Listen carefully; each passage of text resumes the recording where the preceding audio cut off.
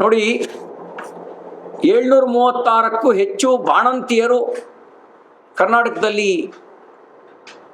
ಸರ್ಕಾರಿ ಆಸ್ಪತ್ರೆಗಳಲ್ಲಿ ಸಾವಿಗೀಡಾಗಿದ್ದಾರೆ. 736. 1100ಕ್ಕೂ ಹೆಚ್ಚು ನವಜಾತ ಶಿಶುಗಳು ಸಾವನ್ನಪ್ಪಿದ್ದಾವೆ. 3000ಕ್ಕೂ ಹೆಚ್ಚು ರೈತರು ಆತ್ಮಹತ್ಯೆ ಮಾಡ್ಕೊಂಡಿದ್ದಾರೆ.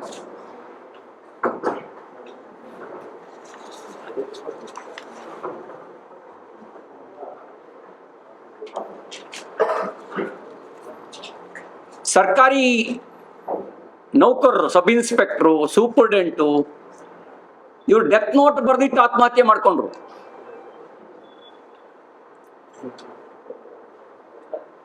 ಬೆಳಗಾಂನಲ್ಲಿ ಒಬ್ಬ first division clerk death note ಇಟ್ಟು ಬರೆದಿಟ್ಟು ಆತ್ಮಹತ್ಯೆ ಮಾಡ್ಕೊಂಡ್ರು.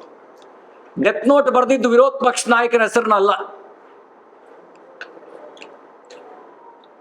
ಕರ್ನಾಟಕದ ಸಂಪುಟ ದರ್ಜೆ ಸಚಿವರೊಬ್ಬರ ಹೆಸರನ್ನ ಬೆಳಗಾವಿಯಲ್ಲಿ ಬರೆದಿಟ್ರೆ,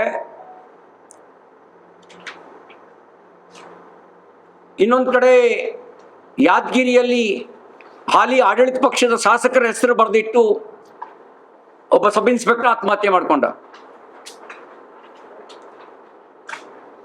ಇನ್ನೊಂದು ಕಡೆ ವಾಲ್ಮೀಕಿ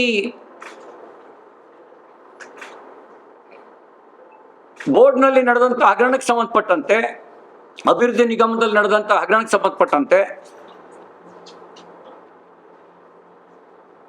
ಸೂಪರ್ಡೆಂಟ್ ಆತ್ಮಹತ್ಯೆ ಮಾಡಿಕೊಂಡ್ರು. ಆ ಕಾರಣಕ್ಕೆ ಒಬ್ಬ ಸಚಿವನ ತಲೆದಂಡ ಆಯಿತು. ಇದೆಲ್ಲ ಸಂಭ್ರಮ ಪಡುವ ಸಂಗತಿಗಳ?